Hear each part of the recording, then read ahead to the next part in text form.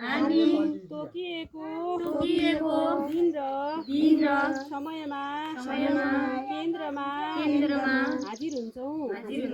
हामी हामी केन्द्रमा अनुशासनमा बस्छौँ। समूह सदस्य तथा विपक्ष लघुवित्त वित्तीय संस्थाको सुरक्षा गर्छौँ। विपक्ष लघुवित्त वित्तीय संस्थाबाट लिएको कर्जाको सही सदुपयोग गर्छौँ।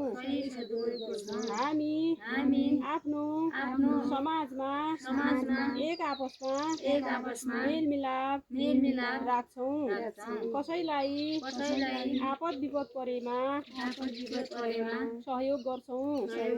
हामी हाम्रो समूहमा आबद्ध तथा केन्द्रका कुनै सदस्यले कर्जा नतिरे सबै मिलेर तिर्छौँ तिराउँछौँ।